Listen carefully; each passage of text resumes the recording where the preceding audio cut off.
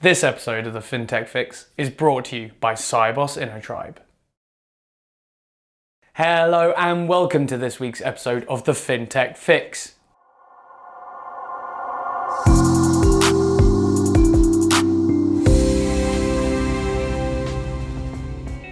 In this episode, we'll be continuing our look at the banker summer transfer window as more top bankers move institutions.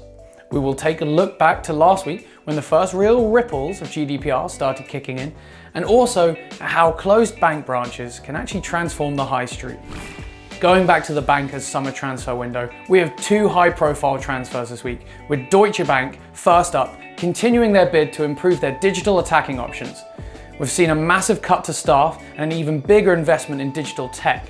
So they've hired Neil Pawar as Group Chief Information Officer to start the beginning of the season this September. Frank Kuhnke, Group COO, described the reason behind the transfer, citing as a strategic update as technology being the cornerstone to their success.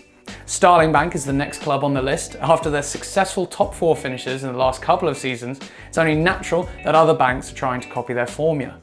Julian Sawyer, the COO, has stepped down amid several other important players moving on. A spokesperson for Starling described the move from the bank's perspective as "we're in hyper-growth mode. The consequence of high growth is that we're a very different company compared to last year, and we'll be a very different company in 6 months' time. Our success means that we're seen as a source of talent, and many ex-Starlings move on to great roles in companies that want to emulate us.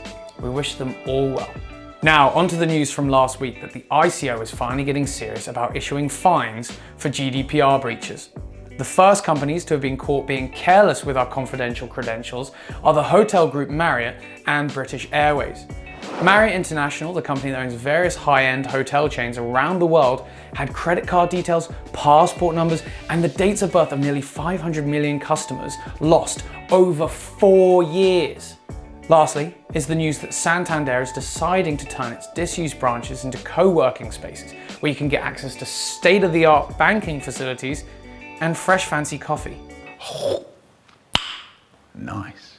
The initiative had been started in their Chilean operations, but has now moved to Leeds, so the Channel 4 employees that are still around will be happy. So not only does that mean that branch banking isn't dead, but neither is the high street. Hooray!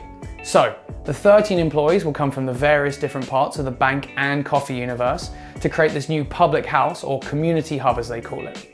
Thanks for watching this week's episode of the Fintech Fix. Make sure to catch us next time. Ciao!